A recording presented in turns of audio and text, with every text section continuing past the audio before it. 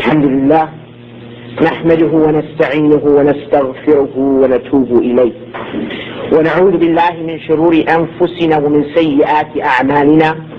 من يهده الله فلا مضل له ومن يضلل فلا هادي له، وأشهد أن لا إله إلا الله وحده لا شريك له، وأشهد أن محمدا عبده ورسوله صلى الله عليه وعلى آله وصحبه وسلم وبعد.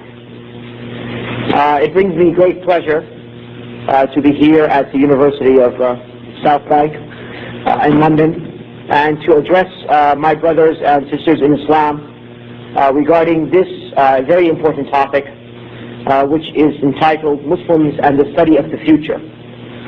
Some of the announcements have a different title, but the correct title is Muslims and the Study of the Future. This topic regarding the study of the future and the position of Muslims regarding this field of knowledge is quite important. It has its very important implications for all those who are concerned with the issue of da'wah to Allah, for all those who are concerned with the issue of the future of this Islamic ummah to which we ascribe ourselves to. And it is from Allah subhanahu wa ta'ala's qadr that I am speaking to an audience of young men and women who are educated, as it seems that the majority of you, if not all of you, are here students at this, maybe if not this educational facility, but others. And so therefore many of the concepts that I will be addressing, even though there has to be a brief discussion given the nature of the topic, will not be unfamiliar to you. However, though, the idea is to draw them all together. And the idea is to enlighten ourselves to this important topic, the study of the future. The first point I'd like to mention is that we cannot deny that the desire of all human beings to know what will happen in the future is something which is embedded in the nature of human beings. Every single human being, irrespective if he is a Muslim or a non-Muslim, irrespective if he lives in the 20th century or lives in the 10th century, irrespective if male or female, all human beings are, by Allah subhanahu wa ta'ala's wisdom in creating them, seek to know what will happen in the future. This is something which is embedded in the depth of human nature. And as a result of that, we find that human beings have differed in terms of the way that they will gain this knowledge.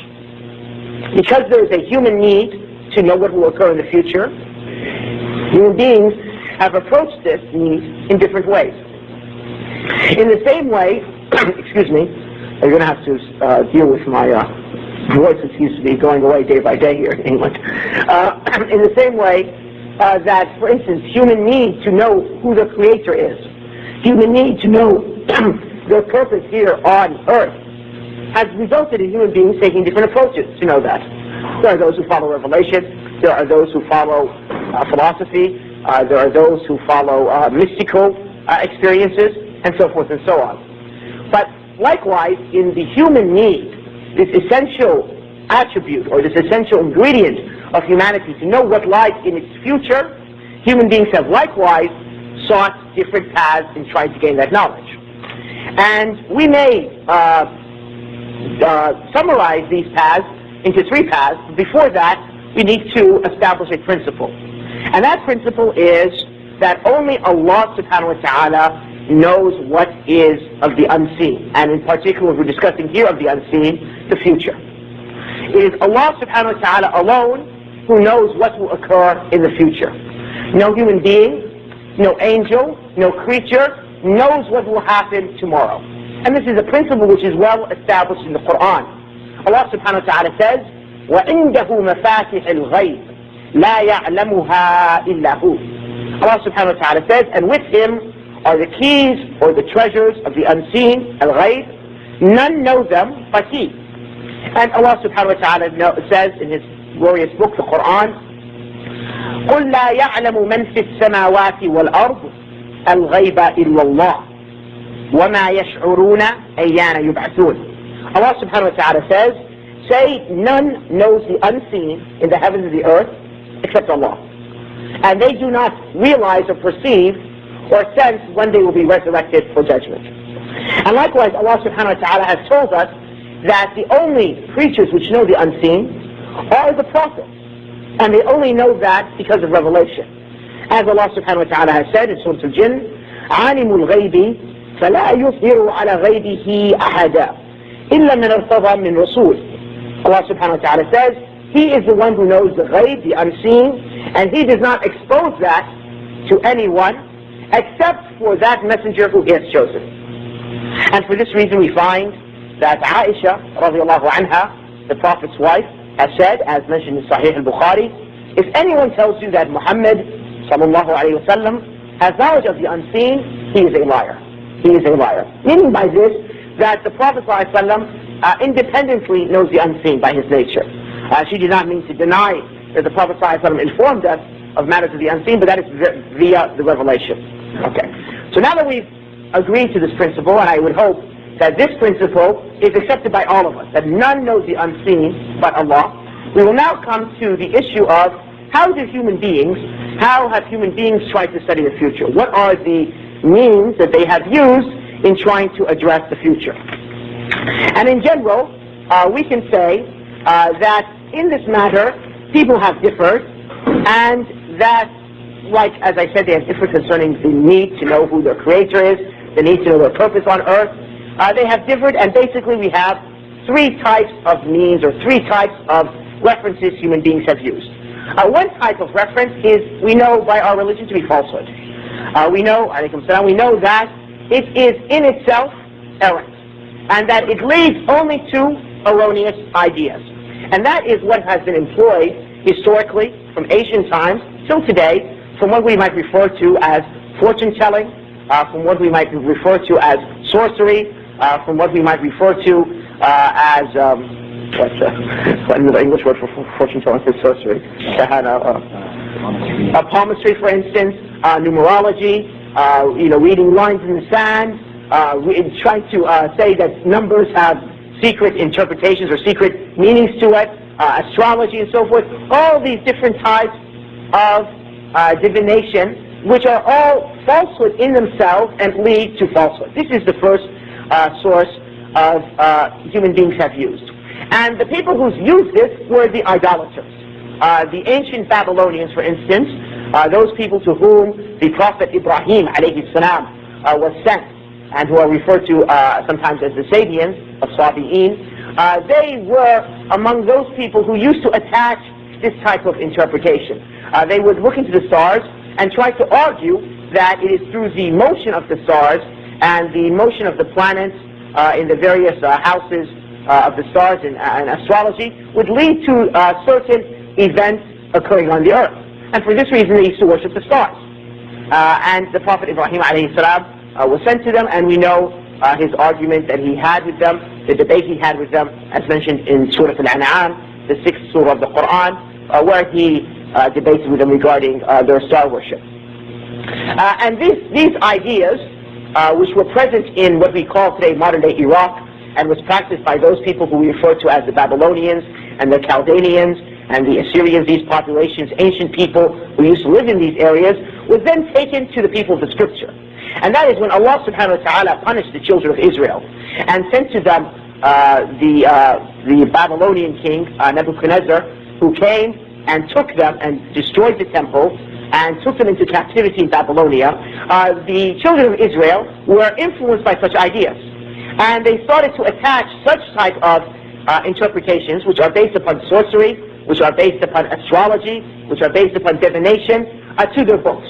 And they began to interpret certain the scriptures, and we have something which is perhaps some of you might have heard of, as known as the Jewish Kabbalah, which is some mystical interpretations which they refer to interpreting their scriptures, like the Psalms, like the book of Daniel, and so forth. And this is something that therefore well entrenched in Jewish theology, or at least in certain segments of Jewish theology. These ideas were then, of course, inherited by their intellectual inheritors, meaning the Christians.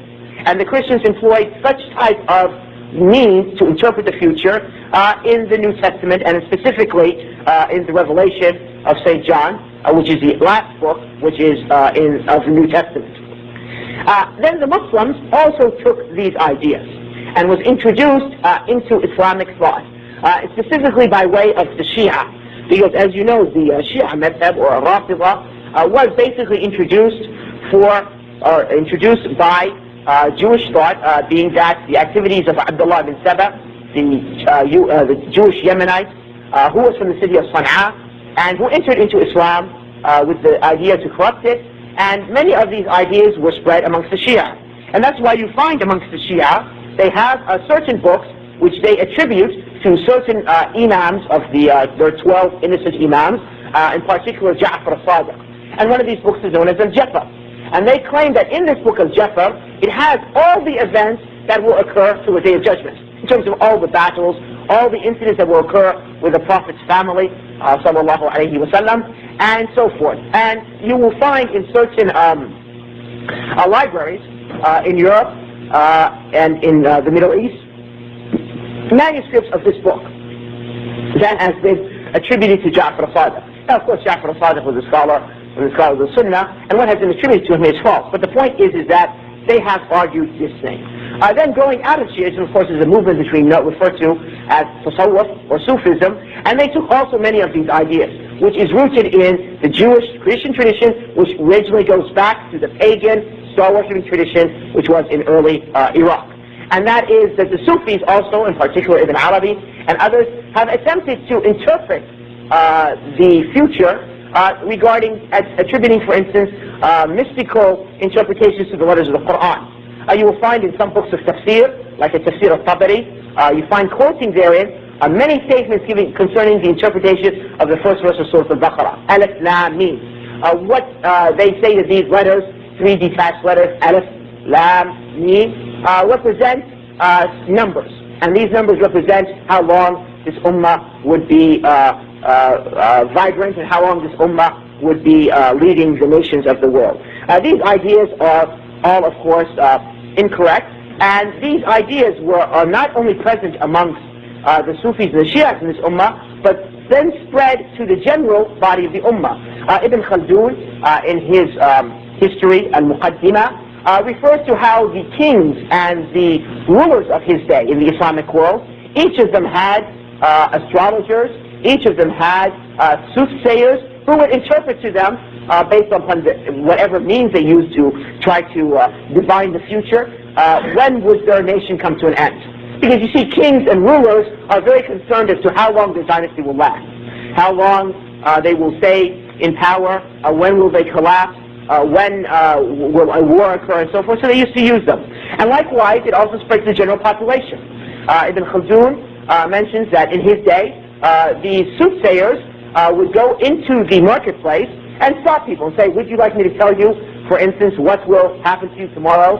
Would you like me to tell you what will be the price of rice, for instance, in a week or so? And people would pay the money to get that information. And until today, you find throughout the Islamic world, indeed throughout the world as a whole, the majority of human beings rely on one way or the other upon soothsaying, fortune-telling, and other forms of divination in order to tell what the future is.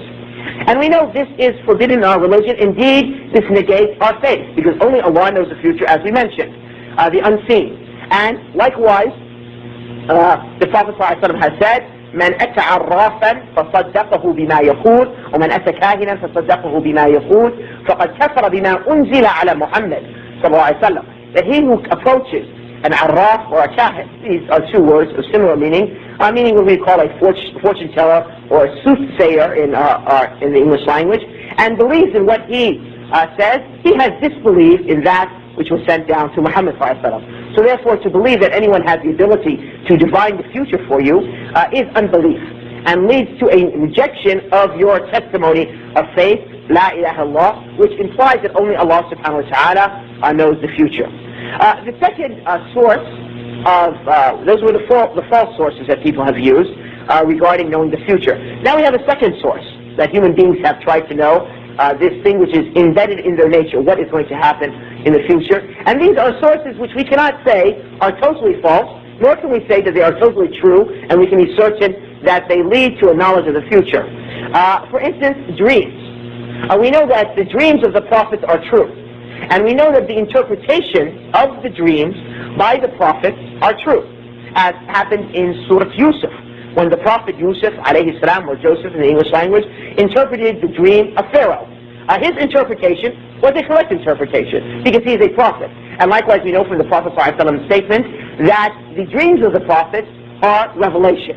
And for this reason, when the Prophet Ibrahim alayhi salam had a dream to sacrifice his son Ismail alayhi salam, or Ishmael, he acted upon that dream, because the dreams of the prophets are revelation, and so therefore they are true. And the prophet's dreams were, as mentioned in the hadith of Aisha, were like the dawn break. In other words, like when not the dawn break, but the sunrise. When the sun appears on the horizon, it lightens it up, and everything is clear.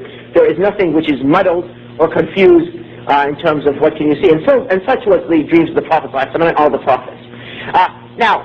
Also we know the Prophet ﷺ has said that people in his ummah would have two dreams. And perhaps some of you have experienced in their lives that at times they have dreamt of something, and that thing later to occur.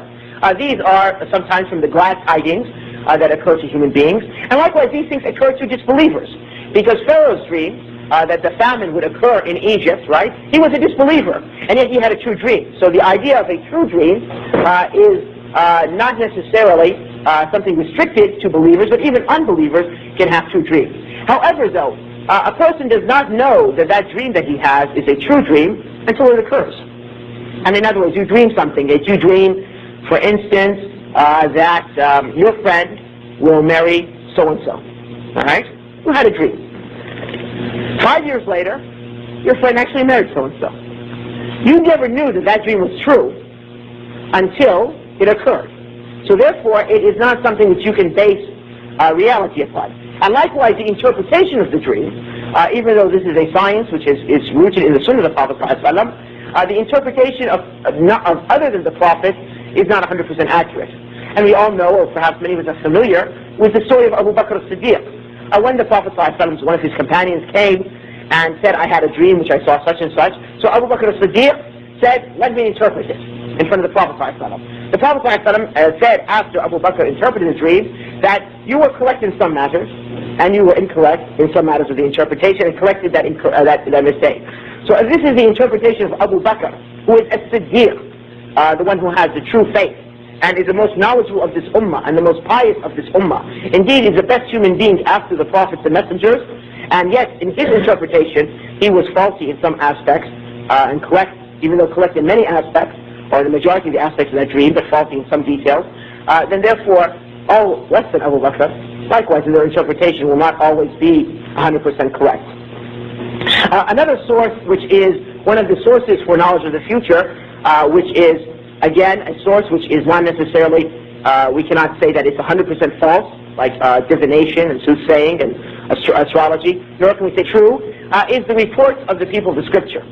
We know that the people of the Scripture have reports in their Scriptures concerning the future. And we know that the general principle concerning what the people of the book say is that if they say something which our faith negates it, we know it's false.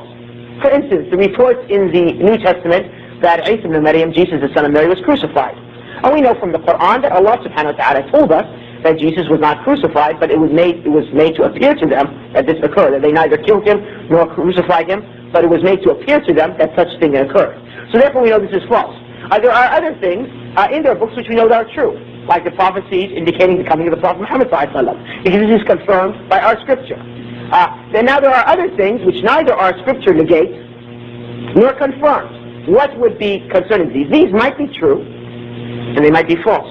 And like such is the statements by certain early converts to Islam, who came from a Jewish background or from a Christian background, but particularly from the Jewish rabbis, like Ka'b al-Ahbar. This Ka'b al-Ahbar was a Jewish rabbi who accepted Islam in the time of the Sahaba, and is reckoned amongst the Tabi'een, those who met the Sahaba. And he, in many of his statements, informed of many future events to occur, based upon what they had in the Jewish scriptures. These matters can neither be confirmed to come to true, nor can they be confirmed as lies, because we have no way of gauging whether this was part of the revelation which Allah subhanahu wa ta'ala gave them, or was this something which they added to their books. and likewise the statements of Waaz bin Munabbih, who also was of a Jewish origin and had many such statements, and there are others. The third type of source of knowledge for knowledge of the future, which again falls under the second heading, regarding those matters which can neither be confirmed as 100% true nor denied as 100% false, are the different studies which are based upon looking into Allah's divine laws that govern nations, that govern individuals, that govern even what you would call industries and different actions that human beings partake in, different types of commerce and so forth. Allah subhanahu wa ta'ala has, in creating this universe, has placed within it certain laws, unbreakable laws, which we call as-sunan in Arabic. And Allah subhanahu wa ta'ala has said in the Quran that you will not find for His sunnah, the plural of which is sunan, any change. These are laws that Allah subhanahu wa ta'ala has placed. Among these laws, for instance, is that when people are corrupt and oppressive, they are destroyed in the end. That eventually oppression and eventually corruption comes to an end. That does not last.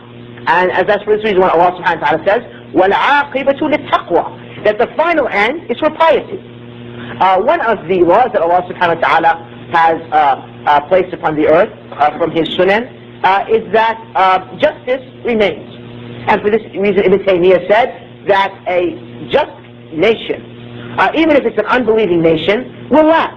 But an unjust nation, even if it's a believing nation, will come to an end. Because Allah subhanahu wa ta'ala created the heavens and the earth in justice. So these are different laws which Allah subhanahu wa ta'ala has mentioned. Some of these laws He has mentioned clearly, and there can be no difference of interpretation, while others are not necessarily that clear, but there are indications in the Quran and the Sunnah.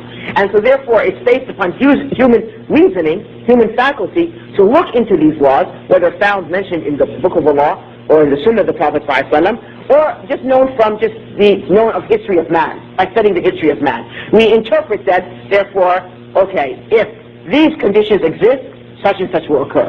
And if these conditions exist, such and such will occur. Whether we've taken these from the revelation of Allah, or we've taken these from just looking into the universe and observing what occurs around human beings. Now this cannot be considered sorcery, nor is it considered astrology, but rather it is a type of ijtihad, a type of knowledge. And like this is the book by Ibn Khaldun, his history, his Muqaddimah, in which Ibn Khaldun discusses why nations rise and fall. Why nations rise and fall. How come he got this? Well, he studied history. He studied all the Muslim dynasties from the time of the Umayyads until his day. You know, about 7 centuries of studying Muslim dynasties. And also he studied the dynasties of those nations which existed before Islam, from the information that he had was preserved in the history books. And from that, based upon this, he determined certain laws, certain sociological laws, certain political laws, which he gathered from studying the history of humanity. And this is something which is, you cannot say that everything which he determined is 100% true, and nor can you say that everything he said is 100% false. But rather, it's a matter of ijtihad. It depends on how strong the person who's interpreting, how strong of a student he is, how knowledgeable he is, how much wisdom and insight Allah gives him, and therefore to the degree he will be correct or incorrect. Now, as we will mention later on in the lecture, the Westerners have the Europeans and the Americans, those people who have which refer to themselves collectively now as the West, and who have inherited the Christian tradition, have spent much time on this third source, and we'll get into that a little bit later. Finally, we have, or this third aspect of the second source, those which are correct can be correct and can be incorrect. The final source is that which is 100% true and which we have no doubt concerning for. I mean, this is a knowledge of the future which there is no doubt regarding it, and that is what has been mentioned in the book and the Sunnah from future events that will occur.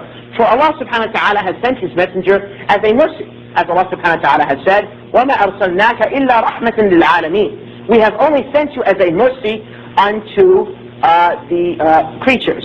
And so therefore every single matter to which this ummah is in need of, any single thing, the Prophet ﷺ has explained to us. Whether that deals with matters of belief, how we should believe concerning Allah, how should we believe concerning the angels, how we should believe concerning the previous prophets, how should we believe concerning the last day, or qadr, Allah's decree. We have information in detail regarding it.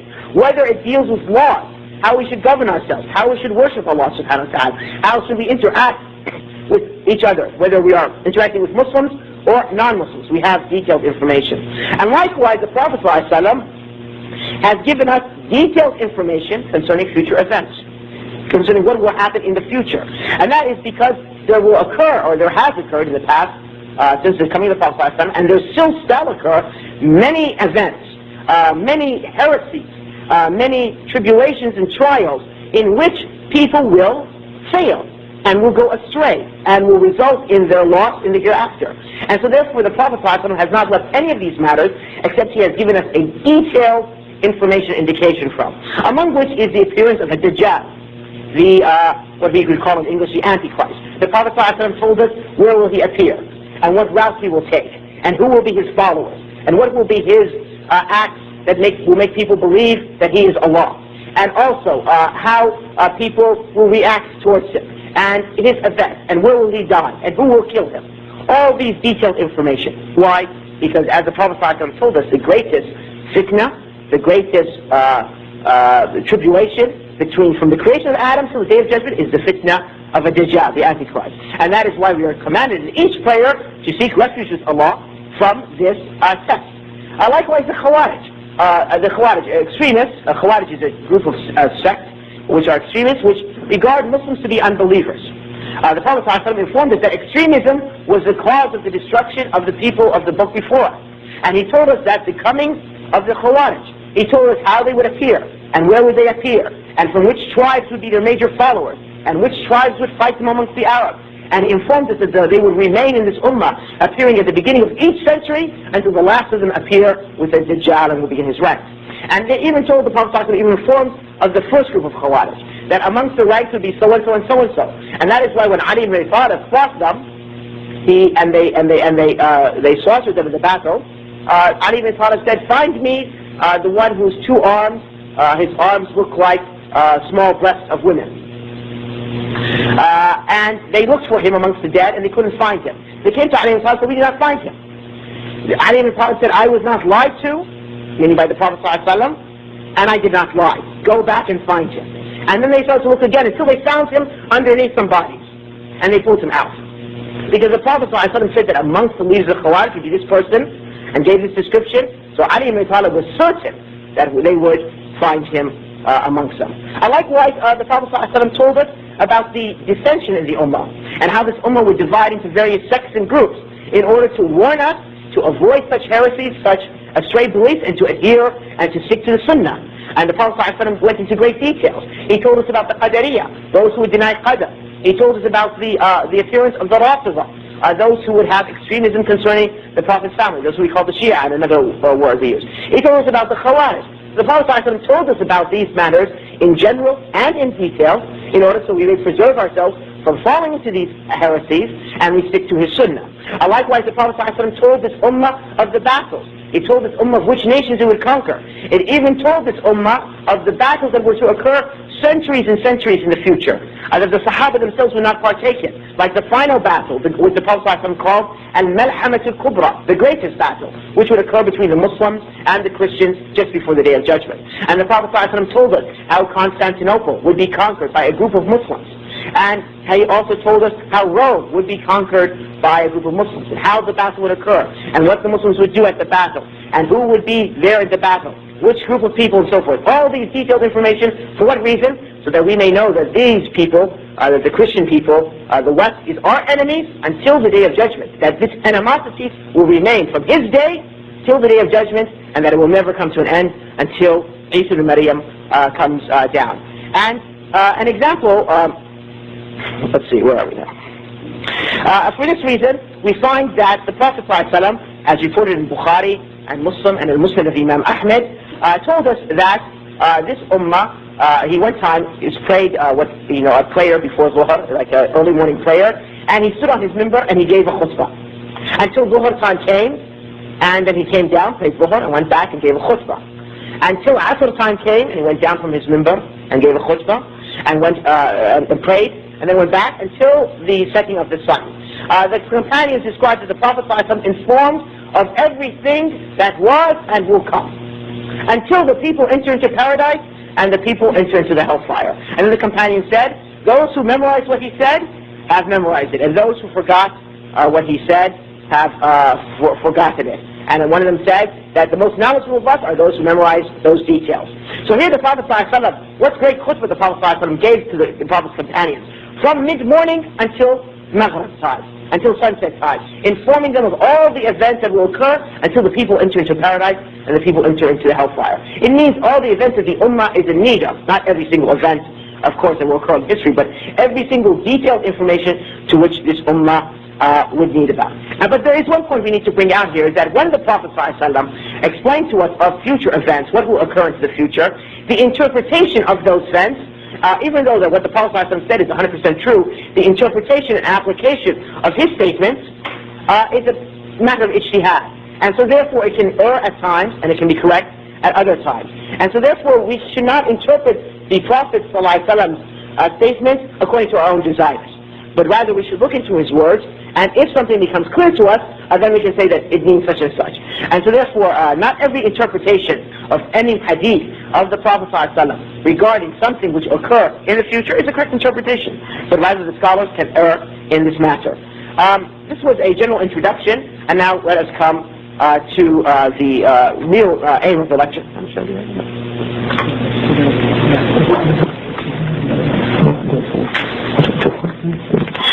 So therefore, let's come now to the actual heart of the lecture, and that is we want to study, and we want to now compare how the West, since we are now in Western education institutions, and in front of me are collegiate students, men and women, how does the West study the future? I mean, right now, how do Western societies look into the future? How do they study the future? And let's then compare it with how the Islamic world studies the future and draw some lessons from that. Well, the West still uses those ancient means based upon divination and upon astrology, these fairy tales and so forth. They still have a great portion of their ideas concerning the future is based upon that. For instance, indeed, until today, political decisions are still made based upon astrologers and fortune tellers and so forth. Many of you might have heard that during the time Ronald Reagan was president, and he was president for about 8 years in the United States, how his wife Nancy Reagan would not allow President Reagan to get on an airplane, to go to a country, to visit a place, unless they contacted their astrologer. And to see that to make sure that nothing would happen to President Reagan. Nobody would try to assassinate him, the airplane wouldn't come and crash, that it would be beneficial for the United States of America, beneficial for his career, his political career, to do this or not to do this. So this is something in the 20th century, something now. I'm sure now if you look now, this is an election year in the United States, where you to look now at the various candidates, you might find a candidate too who is still using astrology and so forth to determine how he should act in the primaries and the elections and so forth. These are ideas which are still today. About a few months ago, the Washington Post, the newspaper we have in the city of Washington, D.C., presented an article how the Pentagon, or the Department of Defense of the United States of America, has invested tens of millions of dollars into psychics in order to see if they can be used in warfare. So these type of ideas are still available, and they still are used in political and military planning. Strategic planning are based upon a lot of these type of things which we, of course, as Muslims recognize that it's all falsehood, like divination and astrology and so forth. And from this, what the West uses is the oracles of Nostradamus. Nostradamus has a central position in the ideas of many of these Westerners. And Nostradamus was a French soothsayer that appeared a couple of centuries ago, maybe 3 centuries ago or 4. And he wrote a book which he took basically the ideas of his book were basically taken from either from what is mentioned in their scriptures, like in the book of Daniel, like what is mentioned in the Revelation of St. John, and perhaps he also took some stuff which is taken from the hadith of the Prophet ﷺ, because many of the medieval Western writers and post-Renaissance writers took a lot of their ideas from Muslim writings, even though they wouldn't want to mention that. For instance, Dante's Divine Comedy, even though he attacked the Prophet ﷺ in there, and describes that the Prophet ﷺ is in the hellfire and so forth. He stole most of these ideas from a book which was popular in the Middle Ages, the Muslims called Kitab al-Mi'raj, the book of the Prophet ﷺ's ascension to heaven, which is a fabricated book attributed to Ibn Abbas. But he did wholesale plagiarism from this book, which was prevalent especially among Sufi circles in Spain and so forth, and made its way into Central Europe and into Italy. But rather, instead of changing, he just changed the characters to fit Catholic theology. And I will have a discussion concerning Dante and why he said this about the Prophet Muhammad ﷺ on my lecture on Thursday regarding Western perceptions on Islam. The point is that Nostradamus still has an effect. In 1985, in the United States, a film was made regarding Nostradamus, in which he tries to interpret his events. And Nostradamus' oracle says that he interpreted the coming of the French Revolution and the appearance of Napoleon, the appearance of the United States of America as a world power, the fall of the Ottoman Khilafah or state, even the death of John Kennedy. And in the end, Nostradamus talks about the rise of an Oriental king who will take over the world, which they interpret now as the coming Muslims, which will take over civilization. And so therefore in the movie, you see that a nuclear war occurs between the Muslims. You see people wearing Arab headgear like myself, and they take over city after city, and then finally they launch their weapons, and Western civilization comes to an end. The point is that these ideas are still current in Western thought, and for this reason why when Nostradamus in the late 1980s was very popular in America, and I don't know here if it was popular,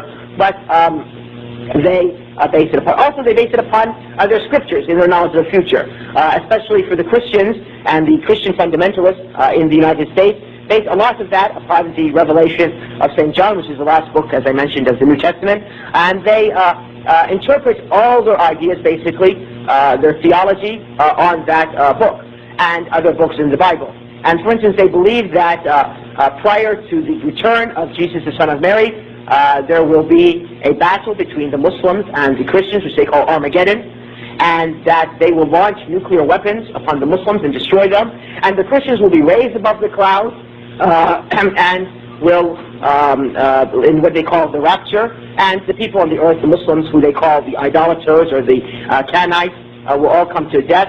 And they say that the lake of fire burning with brimstone mentioned by Saint in the Revelation of John is the nuclear weapons which they will toss upon the Muslims, launch upon the Muslims. And so therefore in the last Gulf War, the Gulf War that occurred in 1990-1991 between the Americans and the West against Iraq, they thought this was the beginning, many thought in the West that this was the beginning of the Battle of Armageddon. Because in the New Testament, in the Old Testament, there's many references to the whore of Babylon. So he said, oh, you see, this is Iraq, which is inherited of Babylon. This is the whore of Babylon, so therefore here it's going to come, and so forth. Judgment Day, Jesus is going to come any moment now, and so forth. So these are some of their ideas. And likewise, they'll interpret the beast mentioned in John's Revelation of John, and likewise the false prophet, to represent certain Muslim leaders. If there's a political difference with Khomeini or Gaddafi or Saddam Hussein or whoever, they'll say, you see, this refers to this, and you see in their books.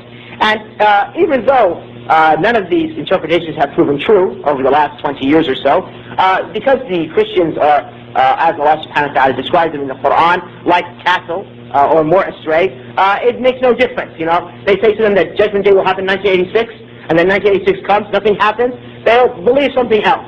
And so therefore, it's very easy for them to pass upon them these ideas. So this is the second source, therefore, of studies of the future in the West. The old source we mentioned of using of soothsaying and fortune-telling, the use of their scriptures. The third source, of course, is what is known as the philosophy of history. Okay?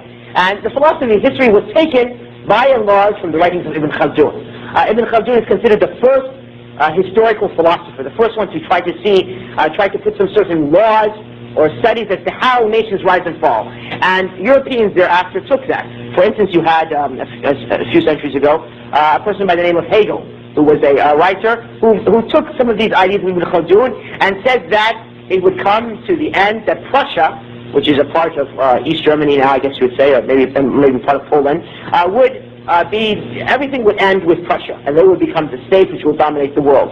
Karl Marx took these ideas of Hegel and said no, that the communist state would result in the end of the world, and that will be the final state to which all humanity will live in. And Allah subhanahu wa ta'ala has proven them both liars, in the sense that Prussia no longer exists even as a political entity, and we know that communism has fallen as a state in Russia. In our own time, we've all witnessed the events, I'm sure, that occurred a few years ago. And recently, after the fall of communism, you find a person in the United States, a person of Japanese origin, an American writer by the name of Francis Fukuyama, who wrote a book called The End of History, or The Last Man, or something like that. I didn't forget the title now, in where he said that the final development of human society will end with the Western liberal state, which is now seen in the United States of America and Western Europe to some degree. Also from this, you find, similar to this, they're not historical philosophers, but they are researchers who try to study history and so forth, like an Englishman by the name of Arnold Toynbee. Arnold Toynbee is a very well-known historian. Perhaps some of you might have read some of his writings in your classes. He studied the rise and fall of the Roman Empire. And based upon this, he tried to understand why nations rise and fall. Again, of course, he was influenced by many of Ibn Khaldun's ideas, even though they tried to hide that. And he also interpreted that the West would eventually collapse, like the Roman Empire collapsed in his history. Why? Because he said that the same causes for the collapse of the Roman Empire, in terms of the decay of morality, the decay of the society's basic components like the families and so forth, led to the decay of the Roman Empire and will lead to the decay of the West. And he also felt that the Muslims were going to be the power of the future because of the Muslims still having been away from weakness in morality and still having strict moral standards. What is interesting, though, and this is something to understand, is that he was not just a researcher, he was not just a historian. I mean, most of us know that Arnold Toynbee was a historian. But more importantly, he was also the advisor for what was at that time the Ministry of the colonies, of British colonies.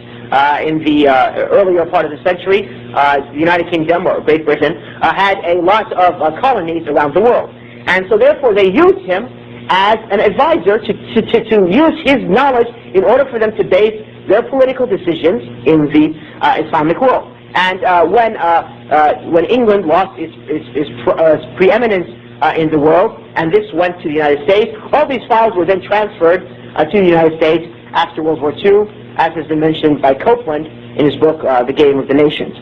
The point is that this third source is based upon study, whether it's a philosophical study of history or based upon research, and they make political and economic decisions based upon that.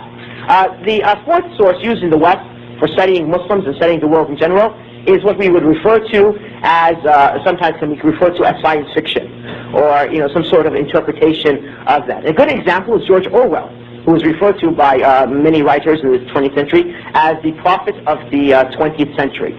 He wrote a book, which many of you know, called 1984, in which he tried to determine and tried to think how would society be when ruled by totalitarian regimes, and also when they would have more technology, which was just starting to appear some 60 years ago or 70 years ago when he wrote that book. Likewise, you find writings by earlier writers like H.G. Wells, who tried to think what would the future be like. And they based it upon some scientific facts, some study, but a lot of it was imaginative.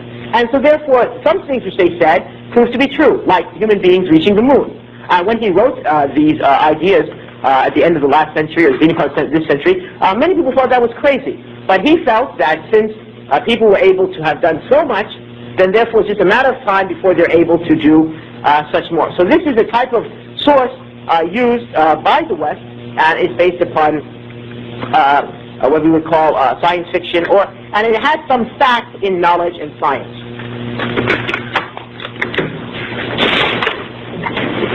Okay, the final source, the fifth source, which is used by the West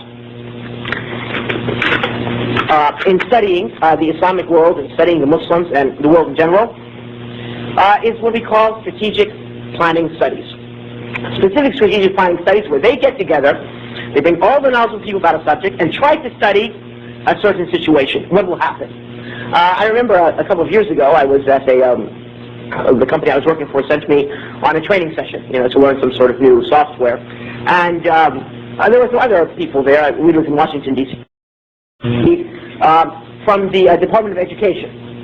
And as is normal when people sit together at lunch, people usually introduce themselves and what they're doing. And he told us that in his section of the Department of Education in the United States of America, they had just finished a study called America 2025, where, even though this is an internal study concerning their country, where they sat together and they decided to see what would America be like in the year 2025 after 30 years or 31 years.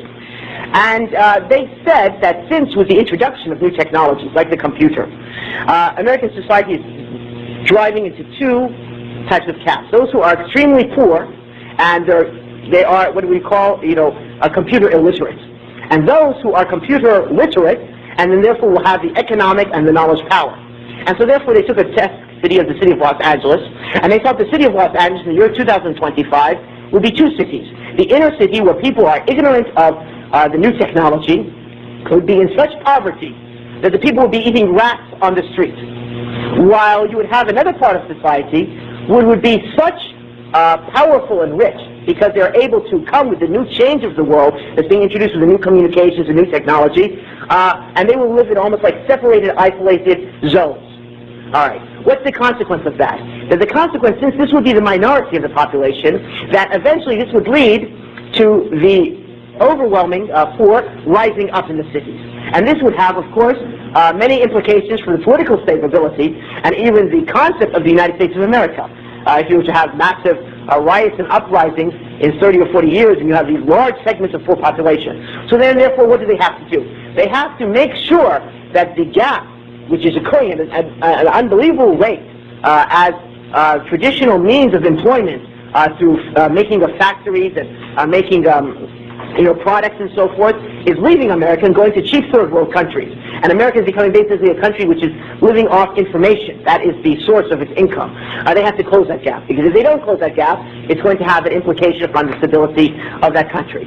That's something which is internal to the United States. But let us think about how they study concerning the Islamic world.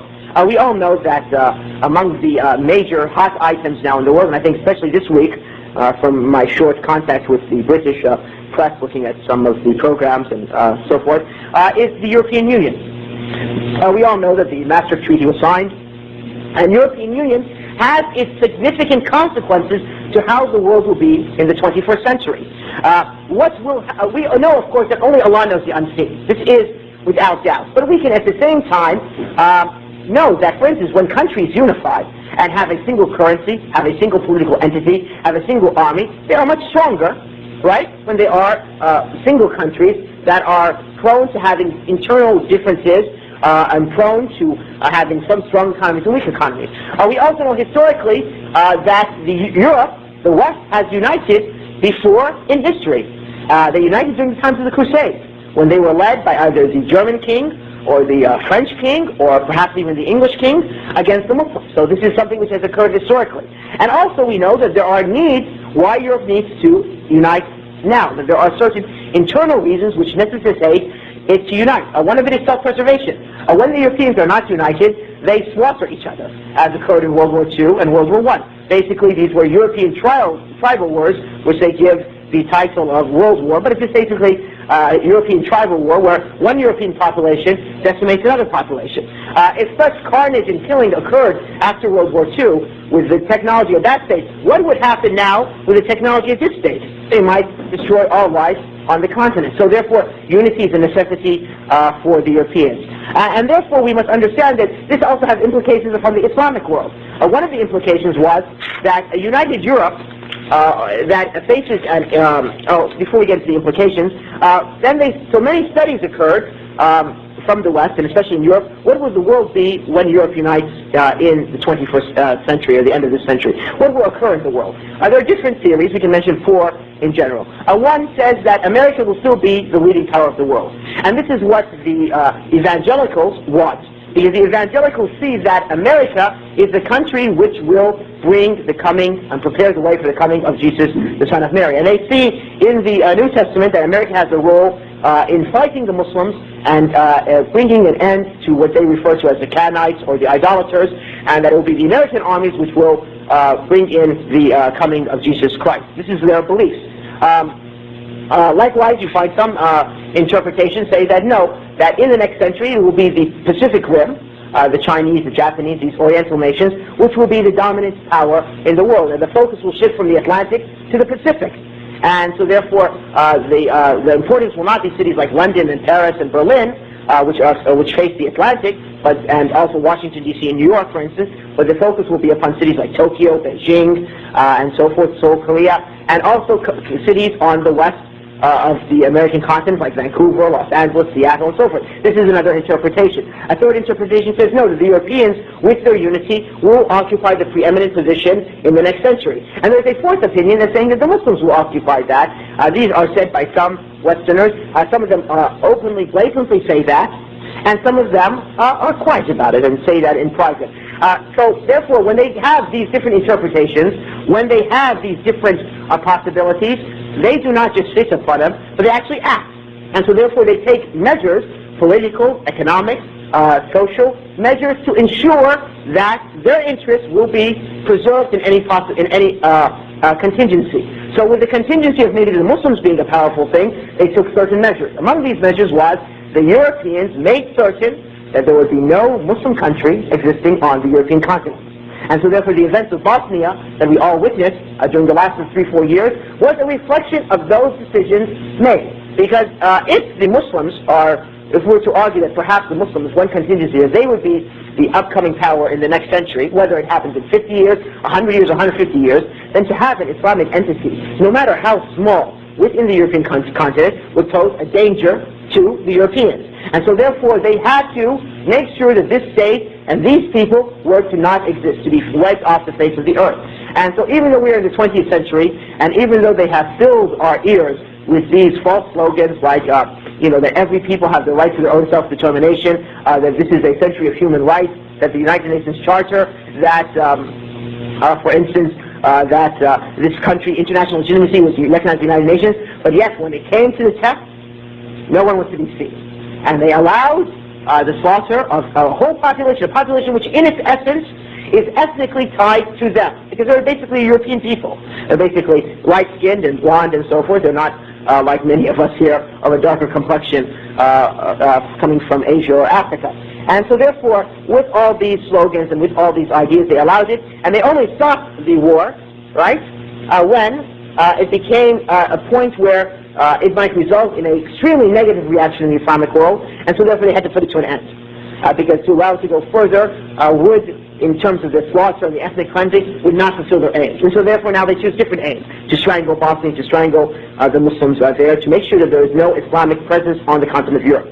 Another example of this, how do they plan for the contingency of the Muslims being the uprising power in the next century or century and a half, is what we see, for instance, now in the rise of extremist groups in Europe and in the United States. Those groups which are referred to sometimes as the neo-Nazi movement, or those groups which are referred to as the skinheads. And I'm sure in a city like London you're probably well aware of that. I don't have to get into much details. But it's really interesting that many of these, even though they say that their major beef is with the coloreds, right, and with people of dark complexion, whether they are brown or yellow or black, but however it seems from many of their statements that their real contention is with Muslims. And that's why they say they do not want to see any people wearing Islamic garbs in their cities, or they don't want to see any mosques and so forth. And based upon these ideas is the impetus for most of their arguments. Now, one does not have to think far as how could such movements, whether they arise upon their own without any being a cause for somebody creating these groups, right? How they can be manipulated by certain political forces in Europe to make the Muslims leave Europe. In the sense that, for instance, if Muslims are fearful that they are attacked, that they are to be killed, that their messages will be burned, then what will be the natural reaction of the Muslims? The Muslims will go underground. They will try not to appear Islamic. Women will start taking off their hijab. Men will stop wearing Islamic garb. Mosques might not be prominent, might be in just houses and so forth. And even many Muslims will not even think of coming. So therefore, they've achieved their aims in terms of lessening the growth of Islam on their continent. Another example, for instance, besides the European unity, which we can discuss, is the issue of the populations, the demographic changes. Many of us have heard the issue of the population conference that occurred in Cairo some 2 years ago, where the major thrust was to stop the growth of Islamic populations. We all know that in the beginning of the century, European populations were the majority population. Countries like Great Britain had greater populations than Egypt. However, we know that now that the Islamic world, over 60% of the Islamic world, or 65%, the numbers escape me now, are less than the age of 15. When 65% or 60% or even 50% of your population is less than 15 years old, and you are now 1 billion people, what does that mean within a generation or two? The growth is astronomical. It doesn't take much for us to figure out how much that's going to occur. And likewise with them, Europeans basically, most of them, their population is very old. I mean, in America now we have one of the big problems with Social Security. So they say that Social Security will go bust in the year 2007. Why? Because the amount of money in there and the amount of money, seeding money in there, is not enough for the age of those people, the baby boomers who are people who were born in the 50s and the early 60s, who will be entering the age of retirement. Because when the population is generally old, so therefore they're not entering into Social Security. Social Security is what we have. You pay from your check every week for your retirement, so you'll have some small portion. So if most of the population is taking from that, and there are not enough people to put into that, then that means the thing will collapse. And that's why they say that in the year 2007 it will go broke. This has its implications. So therefore they realize that after a generation or two, they will be such a minority, and the people of the Islamic world will be such a majority that it won't even necessitate any warfare to occur. Just by sheer numbers, they will no longer have a preeminent position in the world. And so therefore they have to make sure that the Islamic world, this generation which we now witness, those people who are 15 and under, do not reach maturity. Whether through war, whether through environmental poisoning, whatever the means, they must make sure, or civil strife, whatever in their countries, that they do not reach the age of adulthood. And if they reach the age of adulthood, a person who has been engaged in civil war since the age of 8, you can't expect him to be a productive individual for society. One cannot imagine that the youth of Somalia who have engaged in the civil war now will be a productive society. I mean, it's going to have to wait for this generation to pass and to raise a new generation in order for you to have productive. The generation of Iraq, the young of Iraq who are dying now of starvation and also from the effects of the radiation depletion weapons and all the chemical environment after the Gulf War. What cannot expect that this generation now is going to be able to stand and do anything? Maybe the generation after that, or maybe the generation after that. And the same thing in Lebanon and so forth. So therefore, one of their aim is to make sure that the Muslim population is strangled, cut off the youth. The youth do not exist in the next generation. Likewise, part of that is that they encourage Muslim countries to have children. In Egypt, they passed out condoms starting at the United States government in order to control birth control, in order to encourage birth control. And for this reason, the last 10 or 15 years, the average is in fact when she has 6 or 7 children has dropped in the 10 or 15 year period to 2.4. The same thing is trying to do in Pakistan or in Bangladesh and other areas of heavy Muslim population, Indonesia and so forth. The reasons why I don't think escape you. Likewise, from the studies that the Europeans do regarding this is concerning environmental pollution.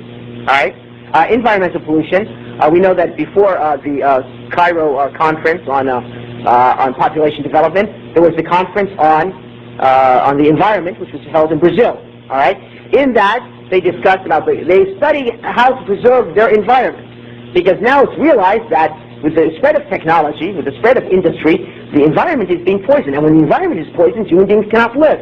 And if human beings cannot live, then therefore it is essential that your environment is preserved and the environment of your enemy is destroyed and depleted. And so that's why you find now they have shown where certain Western countries will take their nuclear waste and have been dumping it off the coast of certain West African countries.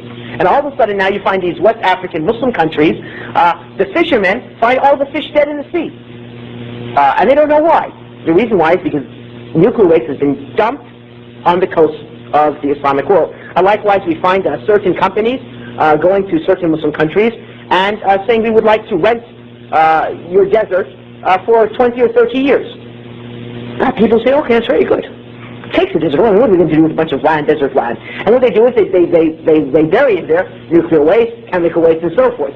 Yeah, you don't feel the effects now, but within one generation or half generation, when those types of nuclear waste seep into the underground water table, then therefore the population is affected. And so therefore environmental warfare and at the same time cleaning their environment probably Muslim cities are the most filthy cities in the world. Because Muslims have no idea about the environment, have no idea about hygiene. And this is something which is, you can see, and even in cities where there is a Muslim minority, like when I was in Beijing this summer, the Muslim streets of the Muslim quarter was the most filthiest quarter of all of Beijing. Beijing was a filthy city. It's a backward city, you know what I'm saying? But at the same time, the Muslim quarter, was, unbearable. Because the Muslims are the most ignorant people of this. Even though it's part of our religion, the Prophet ﷺ said, be not like the Jews, for the Jews do not clean off their doorsteps. This is something from the Prophet ﷺ Sunnah. But yet, this is something which is lost to the Muslims, and that's why we find Muslim cities like Cairo, major Muslim metropolises like Cairo, what else? Lahore, Karachi, Dhaka are probably the most, dirtiest cities in the world, as opposed to European American cities, which they are always trying to keep them clean and environmentally safe. Okay, where are we now? For instance, we also have among the matters which they study is the issue of transmission of television and through the internet and through radio and so forth. How this will affect. Before Europe opened itself up for satellite broadcast, they studied for a number of years what would be the effect of the spread of American culture upon the Europeans. And even though the Europeans and the Americans share the same heritage of being the West, the same heritage of pagan Rome and Greece, and the same heritage of the corrupt religions of Christianity and Judaism, yes, there are differences, and each side of the Atlantic has its own self-pride. And Europeans studied what is the effect of the spread of American television, American satellite broadcasting, direct broadcasting into Europe. And even recently, I remember last summer, maybe the summer before that, I read about a conference that was held in Europe concerning about the Internet. How will the Internet affect Europe? Because if America has more computers in the world than anybody else, would this result in American culture overtaking European culture? And what effects would this have for the Europeans? Yet in the Islamic world, there is no concern for this whatsoever. Muslims are unaware of what are the effects of this, and that is why you find that in the Islamic world, you find this what is known as, or what some writers have called, the hideous schizophrenia, where you find people who call themselves Muslims, but yet inwardly are westernized. And you look in the Islamic world, it's just a panorama of contradictions. Here is the mosque, and next to it is Kentucky Fried Chicken. Masjid al-Haram has in front of it, Kentucky Fried Chicken. You go to the Prophet's mosque, in the parking lot, there is a sign for Chanel perfume. What type of signals are given to a society? Because the society has no bearing and no direction where it's going, so it's just steaming with contradictions and bubbling with contradictions. And this, of course, when people are given different signals, right, they result in having schizophrenic personalities. And that is what is the characteristic of Muslims, right? Except for those Muslims who Allah subhanahu wa ta'ala has guided, that they recognize that the truth is in the Prophet's Sunnah, and they are proud of that. You find the rest of the Muslims are pulled by two different directions. There's an inclination to be Islamic, and there's an inclination to be westernized. And they're constantly in a mental and emotional and psychological turmoil because of that, on a societal level, on a community level, and also on an individual basis. Among the studies which are done, for instance, in terms of strategic planning with regards to Muslims, is the issue of minerals and resources. We know that the world runs on resources. The Americans, for instance, after the first oil embargo in 1973, did a study about how long will oil last in the world. And they said that oil would last maybe perhaps only 100, 200 years, so that maybe by the year 2100, there would be no more oil in the world. And so therefore, they made strategic planning to make sure that they would have oil for 500 years. And so therefore, we have now in the United States, after the 73 oil embargo, they have something which is known as the Strategic Depository of Oil, some word of that, some title to that, of that type, in Louisiana in the salt mines, where they just store barrels and barrels and barrels and barrels of oil, waiting for the time that when oil ends, that they would not be in that type of position. And likewise, they have their own sources. They try to preserve not pumping their sources. There are sources which they've discovered that they don't want to let people know about. And they make sure that the Islamic world pumps out all the oil it can, because as long as this goes to an end, then when it happens, eventuality, they will still have some resources, but the Islamic world will have none. This is another type of their strategic planning. And so therefore, to impoverish the Islamic world. So therefore, with those 5 examples, we now come to the point, what is our responsibility? What is our responsibility? And this is the message which I wanted to bring to you, because as college students, as students in a university, many of you are exposed to many opportunities by which you can build your personalities, and you can build your knowledge. And these knowledges and personalities and that you obtain can be useful for the Muslims if you have the right Islamic personality and you also have the right goal and aim in life. We must use, this lecture, obviously, we're not going to be able with one lecture or two lectures or 1,000 lectures change much about the strategic planning in the Islamic world. However, though, people start off things with ideas. And when people have ideas, they have what then? They have a desire, an impetus. And then that is translated into action. And so therefore it is extremely important that we have at least aware of these issues so that it might be translated into ideas and into action. Let me give you an example. We know that from the Prophet ﷺ statement and from studying the Sunnah that our enemy till the Day of Judgment is the Christians, what we call the Westerners or the Europeans. The Prophet ﷺ told us that the Al-Malhamat al-Kubra, the greatest battle, will occur when a united Christian army comes and attacks the Muslims in Syria just before the arrival of Isa ibn Maryam. If you now had the choice, if you were in charge of an Islamic organization, would you, for instance, work in, concerned about spreading Dawah in Korea and in Japan and forget about spreading Dawah in Europe? I mean, if you had to make choice, you have limited resources, you would spread Dawah in Europe and America. Because the way of the Muslims, and this is the first point we want to learn, is that we fight Qadr, Allah's Qadr, with Allah's decree. We move one decree with another Allah's decree. Allah subhanahu wa ta'ala decrees for you illness. This is a decree for Allah subhanahu wa ta'ala. What do? You take medicine which Allah has decreed in that medicine to cure you. So you face one decree with another decree. As Umar said, we flee from one of Allah's decrees to another decree. So when Allah subhanahu wa ta'ala tells us that it is the West which will be the power and will be our enemy till the Day of Judgment, do we just say, okay, that's a fact, then let us just sit and wait for the battle to come? These are some ideas that Muslims have, that we should just sit and wait for Isa ibn Maryam to come. We should just wait for the Mahdi to appear. And until that time, we should just sit and just engage ourselves in a lot of, intellectual discussions and so forth, and just sit and wait for these events to occur. This is not the way of the Sunnah. The way of the Sunnah is that we face a Qadr with a Qadr. So therefore, when it comes to the issue of the West and so forth, we know that, for instance, that Constantinople will be taken over by the Christians again, because the Prophet ﷺ said that the Constantinople, when it's going to be taken conquered before the Day of Judgment, it will be conquered without fighting. But that that the Muslims will say Allahu Akbar, and some of its walls will fall, and they'll say La ilaha illallah, and some of its walls will fall. This is going to be one of the signs before the Day of Judgment. Just by saying these takbir, the city will collapse. Now, so therefore, with that, we know that, and therefore, that what we call now Istanbul, right? We'll have to return back to the Christians one day. So then do we say, okay, let things in Turkey go as they are? I mean, let the secularism and let Western entrenchments in Turkey continue as it is, because this is a divine thing that Allah has decreed. No.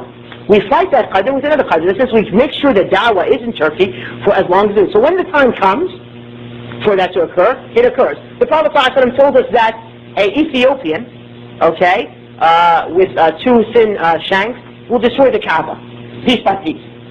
So therefore we say, well, okay, it's going to happen. An Ethiopian is going to come and destroy the Kaaba, so therefore whatever happens in East Africa, just let it happen. No, we know this will happen. One day, the Kaaba will be destroyed by an Ethiopian. But we fight that Qadr with the Qadr by what?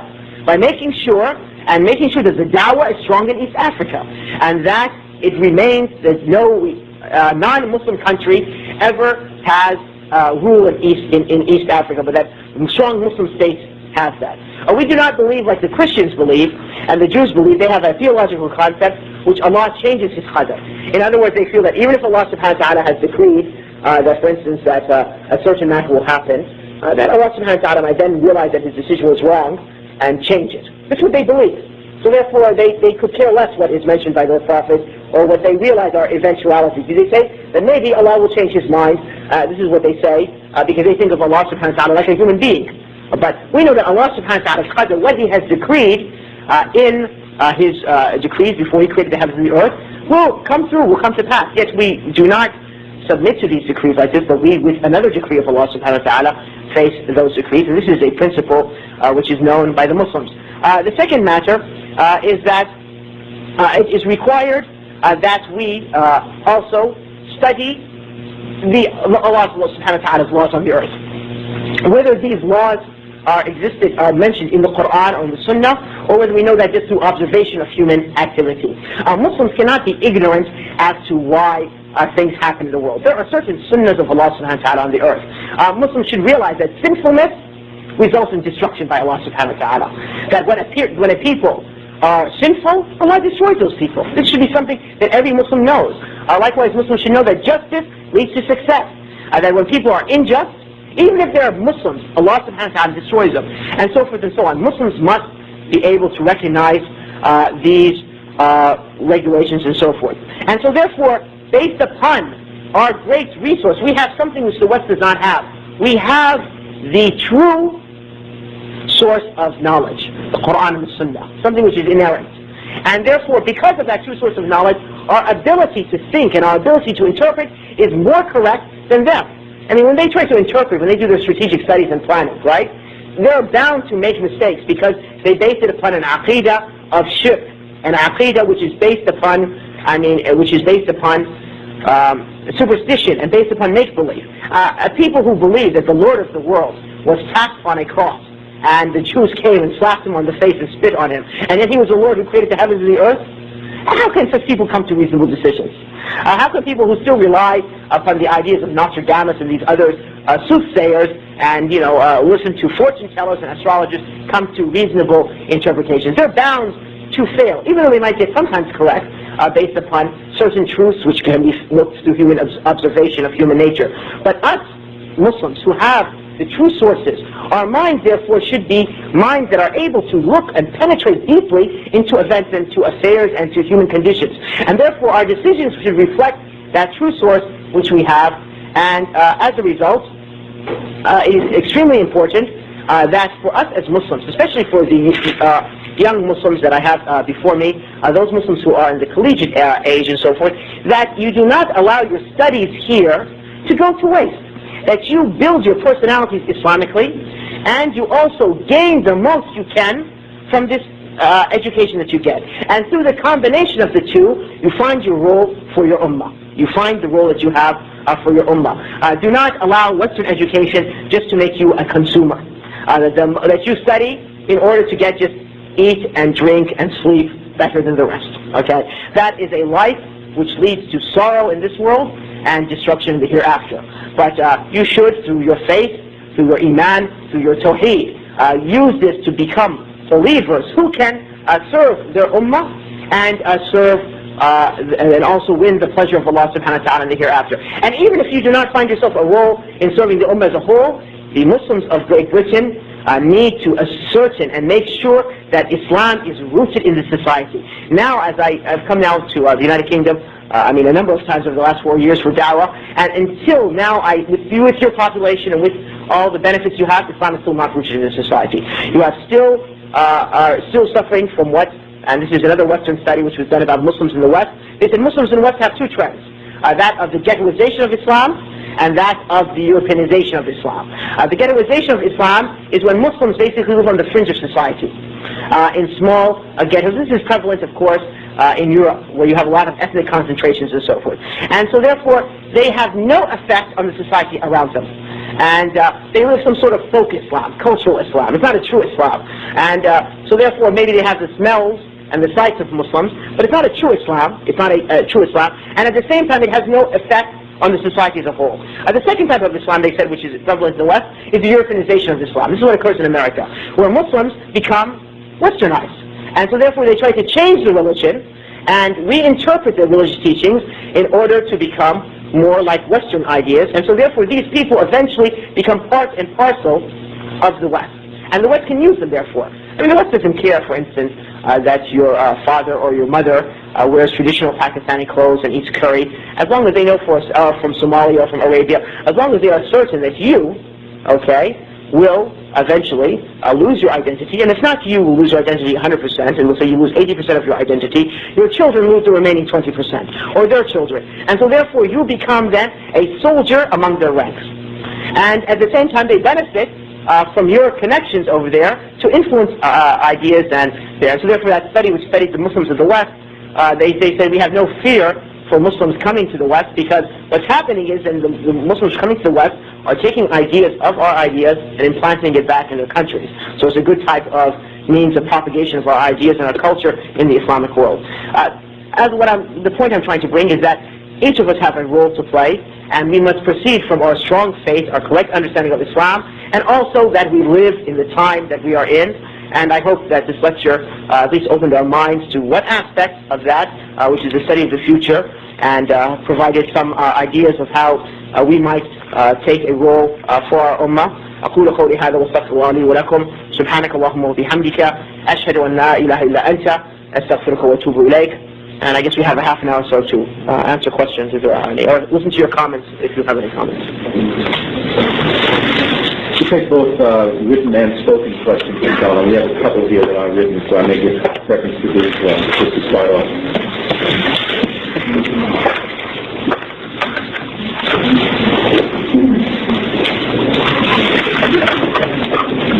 Okay, yeah, just let one brother collect the kit. Okay, first question. This is a very good question. I like questions that deal with the subject. I mean, I prefer that we exhaust what we talked about, and then if a brother or sister has questions regarding other matters, whether aqidah or fiqh or politics, then we can address those questions. So this is a good question. Some of your lecture has been concerned with the interpretation of the actions of the kuffar. How do you suggest that we train ourselves to be able to see through the plots of the kuffar? Well, first of all, we should understand that interpretation of what the kuffar are doing is of no meaning unless we have the correct Islamic aqidah or faith in us. Because this aqidah, this faith, is the starting point for us to look at the world around us. When a Muslim, for instance, believes that, well, the best way for humanity to live is that all human beings should forget their religious differences, and we should all work together to make a better humanity, and one world government under the United Nations is the way to go, then obviously his interpretation of what occurs in the Islamic world is going to be false. I mean, he'll see that, for instance, what the Europeans have done, he'll clap for them. He'll say, MashaAllah, tabarakallah. He'll probably clap because he's westernized, and he'll say that for instance, they've done a good job. That what they did when they went to Somalia was good. What they did when they went to the Gulf was good. What they did when they went to Bosnia is good, because he does not have those bases. But when a person has the correct understanding of aqidah, and particularly the aqidah al-wala' wal-bara', to whom our allegiance is to be shown, and to whom our hatred and enmity is to be shown, and how we must govern ourselves in our action with dealing with believers, and how we should govern ourselves when dealing with the disbelievers, then when he comes across these events, and he has knowledge of them, he is able to interpret them correctly. So therefore one needs the aqidah, the firm aqidah of tawheed and shirk, wala and bara', kufr and iman, must be rooted in his heart as his name is rooted in his mind. Just like you have no doubt that your name, like my name is Ali, and Idris has no doubt that his name is Idris, and every brother here has no doubt regarding his name, in such the aqidah of tawheed must be rooted in us. Only when you have that, and then of course the second issue is study. I mean, for instance, if you want to now study any subject, let's say you want to study the spread of diseases in a population, okay?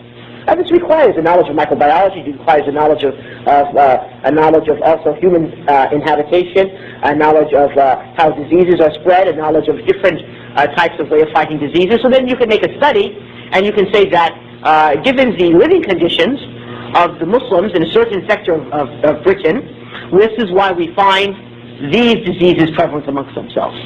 So you need the knowledge, and you also need the aqidah, and for dealing with the kuffar, same thing, political studies, economic studies, environmental studies, is study. And so therefore, reading, taking courses and so forth, you then develop knowledge of the ideas that these people have, whether regards to the Muslims or not. Another point I want to mention is that, look, not every single person in the ummah must be knowledgeable of all these affairs, right? But every single one of us must have a role in this ummah. So there will be those of us who will be doctors. There will be those of us who will be scientists. There will be those of us who will be political leaders. So those of us who will be scholars. The ummah needs all these type of men and women, and not just only one type. Right, it says, if we make dua and strive, it is likely that the degree of fighting and Muslims losing and being humiliated will be lessened, softened. Yes. Obviously that one of the means of dua, one of the means of qadr is dua. And so therefore when we make dua and we are true Muslims, the loss is less. And that's why when the true Muslims near the Day of Judgment, they will be able to defeat the Jews and the Christians, the Antichrist, and so forth. But who will be their leader? Their leader will be the Mahdi. Their leader will be Isa ibn Maryam, the Prophet of Allah. And so therefore Muslims now, who neither know how to make dua, do not even know who they're supposed to make dua to. The majority of the Muslims, or large segments of them, do not know that only dua is to be for Allah. And think that if they pray to a saint, this will be the way to get success in this world and win paradise in the hereafter. So obviously these type of Muslims will have no success in this world or in the hereafter.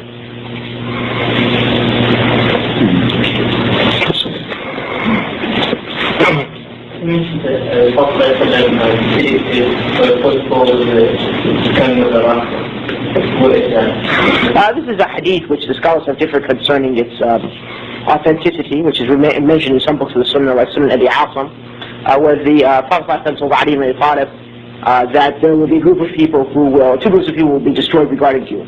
One who has extreme love for you, one who has extreme hatred to you.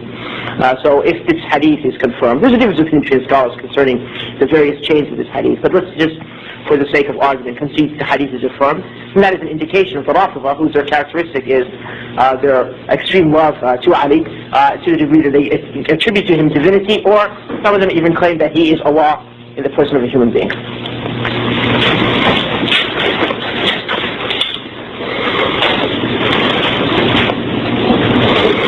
Okay, you say that it is a good idea for us to use our secular education in order to benefit the Ummah, and I agree with you, but what is the ruling of the scholars about sisters going to these kuffar institutions? Anyway, this is an issue which in the past has gotten me much grief for answering it, and so therefore, in order to avoid such commotion that will occur from my answer, since we're discussing the particular situation here in the United Kingdom, I refer you to your scholars here in the United Kingdom, like Sheikh Suhaib and others, to give you a fatwa regarding that. Could you please verify the hadith where, not exact words, the Prophet ﷺ said, I am not responsible for the Muslim who lives in the land of the kuffar. Could you please explain its context? Yes.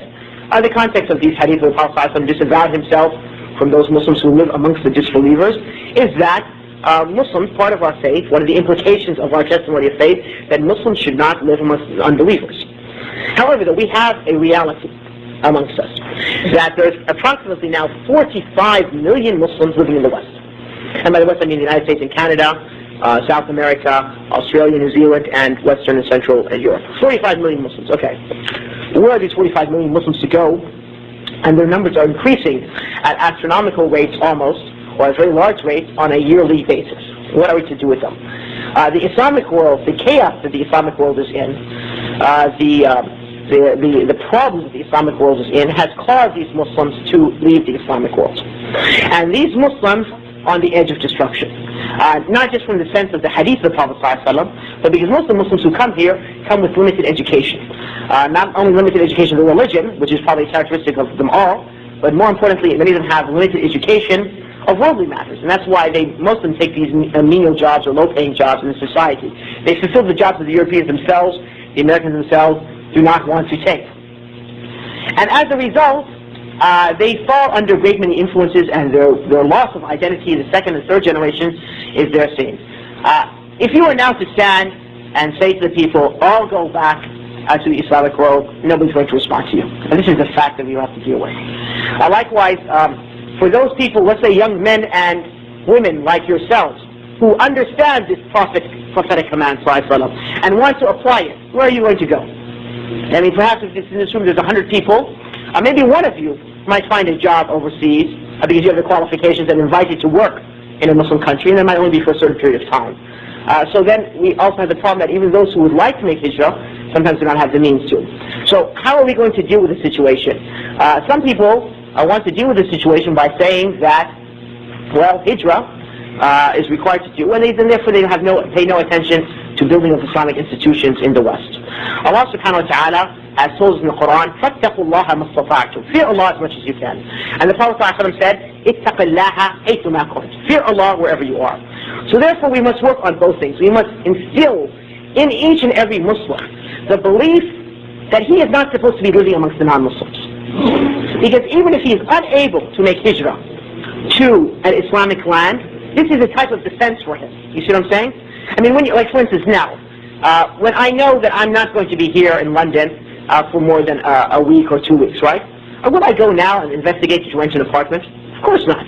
Because in my conscience, in my being, right, I know that I'm not going to stay here.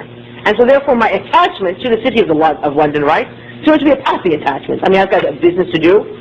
When I've finished it, I'm going to go back to my place. Likewise, the Muslim who realizes and understands that he is not supposed to live among the unbelievers, right? His attachment to that society, his sense that, well, I am part, I mean, even if this is a false sense, that because they never will make you part of their society, but I'm part of this society. And so therefore, you feel that the concerns of this society, the philosophy of this society, the culture of this society, the beliefs of this society are your beliefs, your culture, your concern, your aims, and so forth. This is the danger. When a person knows that he has to make hijrah, he doesn't have this. So it's a type of inner shield for him. At the same time, since we know that in reality, the Muslims will not get up and leave, we therefore have a responsibility to root Islam in the West. To root Islam in the West. And rooting Islam in the West needs institutions. And it needs an Islam which is not a Europeanized Islam, which tries to reinterpret our Islamic teachings in order to fit the ideas of the West. And I'll give an example of that tomorrow in my lecture on Feminism's New Islam.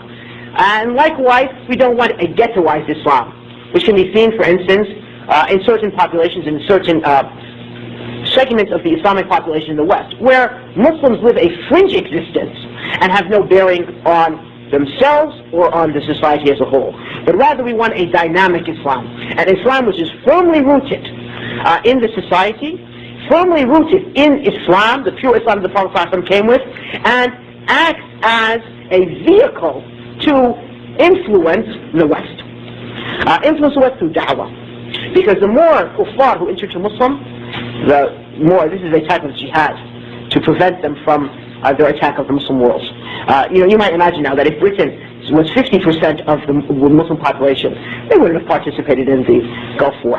All right, 50% of Muslims, English Muslims, for instance, who are doctors, who are engineers, who are taking different positions in society where the society needs them. Okay, and at the same time are upon their religion. They understand Tawheed. They understand their beliefs. They are influential and so forth. This is a very big dilemma for them. But, millions and millions of Muslims who live in a ghettoized sort of environment, who have no idea what is Islam, and are just, passing through existence day by day, it makes no difference for them. In fact, this is a benefit for them, because they do not have the population growth that they need. And so therefore, they'll let you stay, wearing your kufi, wearing your shirwal, wearing your hijab, for a generation, because they know your children will be theirs. And if your children will not be theirs, their children will be theirs. And so therefore you become one of them. I remember one time my brother told me when he was in the city of Boston. Boston in New England was one of the early areas where Muslims came to the United States. In the beginning and the end of the last century and the beginning of this century, large number of Muslims came from Syria and Lebanon. So my brother was sitting in a restaurant and talking about Islam, and an old man, about 70 years old, was very surprised. And he came to eat with him. So I sit down next to him. So my brother said, okay, eat. We're eating pizza or something like that. And he said, I remember my grandfather used to be a Muslim. My grandfather used to be a Muslim. And I remember when I was a little boy, they used to pray in the mosque, and they used to send me, during Taraweeh in Ramadan, okay? He said the month of fasting, he used to send me to bring bread. And we used to eat from the Arabic bakery, that they used to eat bread after their prayer. But he himself, the grandson of a Muslim, fought in World War II, served the American government for a number of years, and all his grandchildren and his great-grandchildren and his children were all Christians and had completely become a part of American society, you see? So, you see, these type of Muslims are a benefit for them because they fill the population deficiency they have. So we could care less now if, they take 1 million Japanese, if they become all Americanized. And they could care less if they take 1 million Somalians and make them all Europeanized. Because, for a while, yes, they will still have their customs and so forth. But within 2 generations, 3 generations, they will become British and they will have no idea, or Canadians or whatever, they'll have no idea who they are, nor do they have any concern. And so therefore they will be soldiers in their ranks. So that's the answer concerning hijrah. I know that was a lengthy answer, and I apologize, but the subject needed that type of treatment. Even though it's important to have the Islamic school and non-Islamic society, do you think there are certain benefits from a Muslim teacher teaching in a state school? No. Why can't Muslim schools be of the level of state schools? I mean, the argument is that, look, we want Muslim teachers in state schools because Muslim schools do not have the educational level.